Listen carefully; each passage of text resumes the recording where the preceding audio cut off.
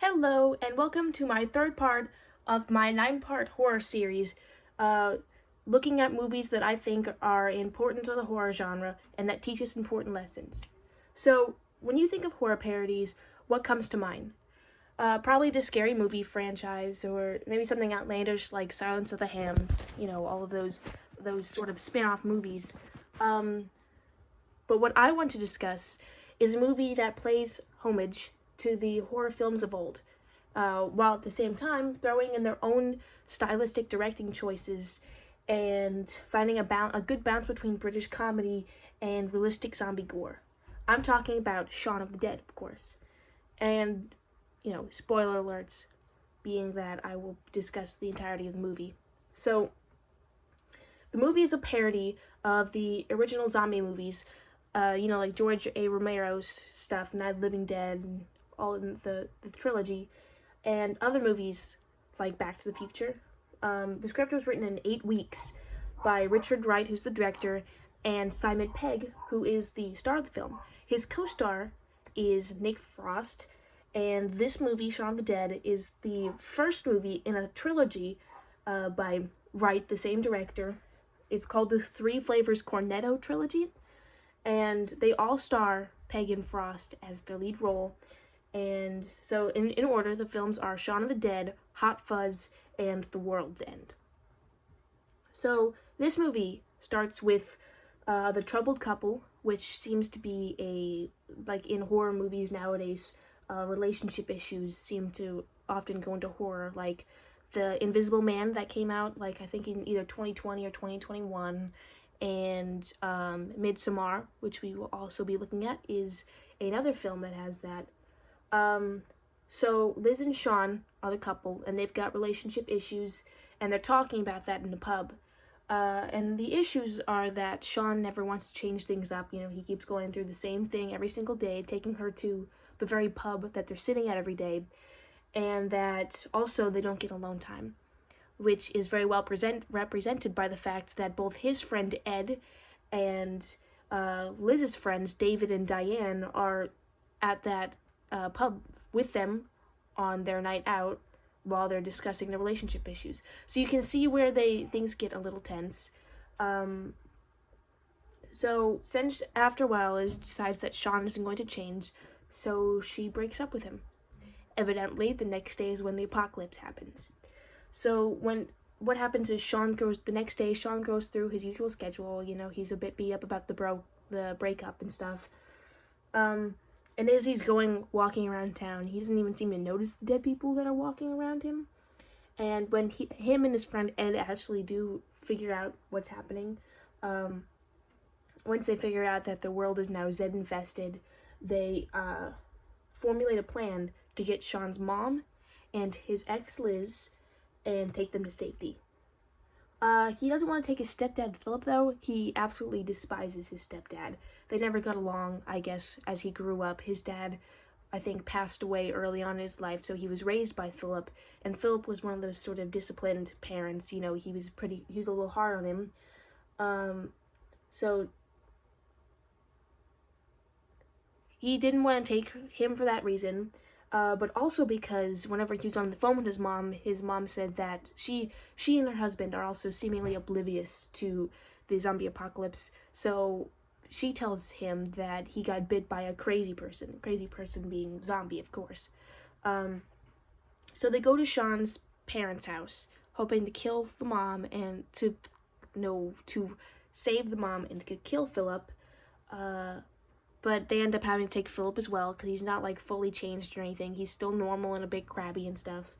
But as they are driving the car, first they go pick up Liz and her friends, and Liz won't leave without her friends, of course, so they live in an apartment together, so all three of them go with.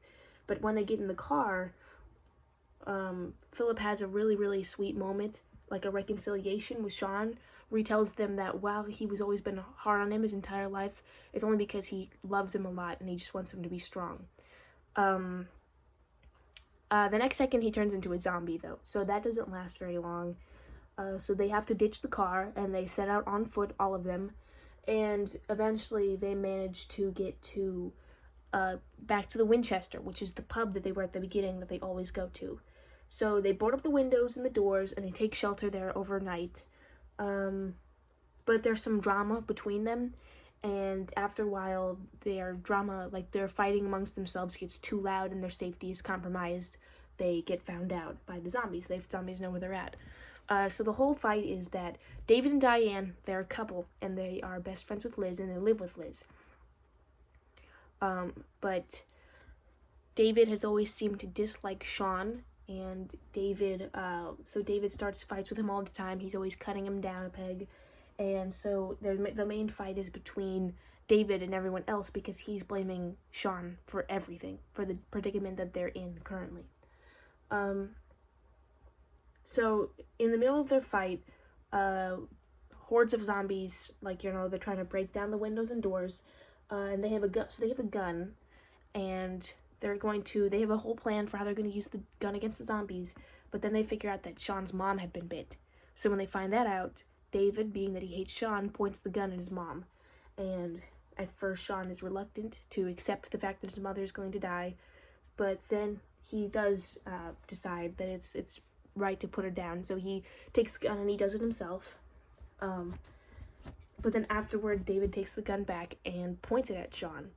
And they talk, and Shaun confronts him and says that the whole reason why David hates him is because he's always been into Liz. He's always liked Liz. And so he doesn't like Shaun because he's always liked Liz. So they talk him down eventually. He lowers the gun and he hands it back to Shaun. And as he's walking with his back to the window, and he's about to say an apology to Shaun, for the first time in his life. But of course, he was backing up against a window, and the window comes open, and they grab him, and they pull him in. They pull him out, I guess, to the outside world. So the movie thus far has been really lighthearted and comedic. A lot of the bits are really funny, but I feel like me describing it here would make it funny. Keep in mind that this is a comedy. They called it, I think, a rom-zom-com. So, but a lot of its stuff is really funny, lighthearted. Like, even when the zombies are around and stuff, they don't really take it too seriously. And it's been pretty, not too dramatic up to this point, but it got really dramatic at this point. So, he points the gun at his mom. Oh wait, sorry, that passed already. What I meant to say is that they tear him out the window, and that's whenever it gets really, really dark, because what happens is that they completely go ham. Like, the effects are crazy. The zombies take him, they lift him up in the air, and then they all dig their fingers in, and they open up his entire body, and organs are spilling out, and they're taking it stuff, and it's just very offhand. Being at this whole time, we haven't been taking things too seriously, but it's really well done. It's really cool, and you really care. At this point, you really care about all the characters. So every time one of them dies, it's really upsetting. So after he's pulled out, Diane rushes into the horde of zombies after him nonsensically because she's upset that he's dead, and she passes away too, obviously. So then we're left with Ed, Liz, and Shaun. They crawl under the ground. There's a trap door into the basement of the place, and they're talking it out. Ed had gotten bitten before as well, so he was gonna stay in the basement. They had a lift, so they got on the lift, and they Liz and Shaun, they reconcile. They're gonna be together now again. So they get on the lift, and they're getting ready to fight a whole horde of zombies. But as they are lifted up, as soon as the zombies start coming towards them, a whole bunch of military vehicles just come rushing in, and they take down all the zombies, and they kill them, and then huzzah, they're saved. So, and that was very different for me. I've never seen a zombie movie end happily, but this one does, in a way.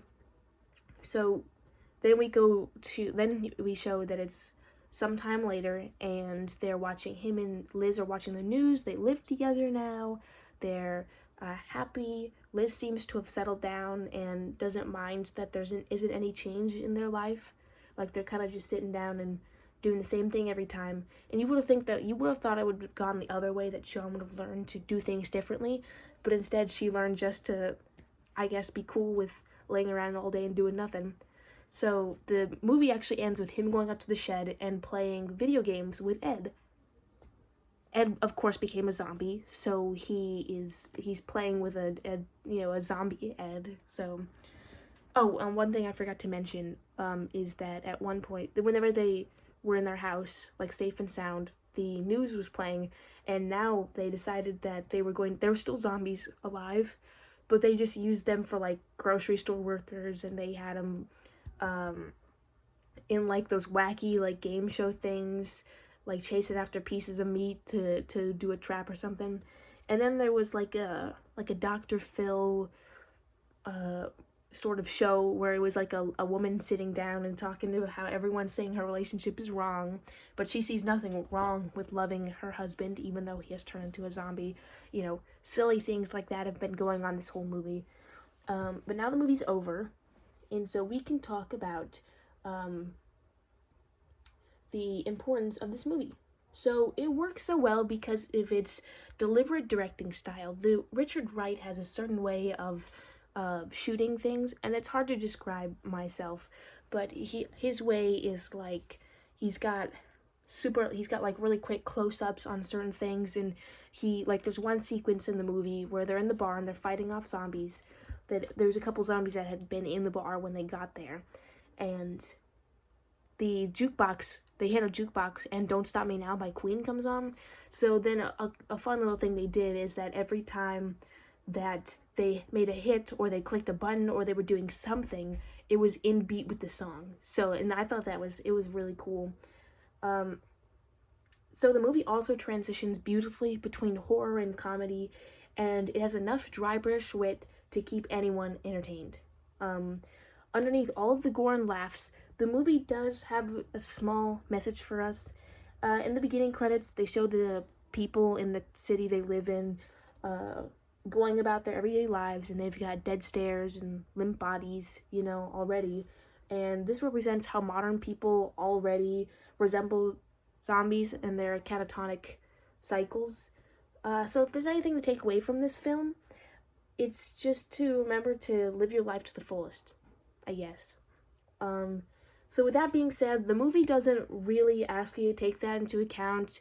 The main point of the movie is to pay their respects to the zombie films of old and to make their audiences laugh. So now I have a couple of the fun facts for you.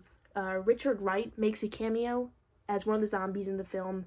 And George Romero liked this parody so much that he asked Megan Frost to be in his film Land of the Dead, which is really cool. So now that we've taken our comedic break, it's time to get back to the serious stuff within our next video, which is The Babadook. So this movie discusses motherhood, grief, and depression, and it has a strong female lead and some really good, dark, like Tim Burton-esque, early German-esque film visuals. So we'll get into that next time. Thank you for watching.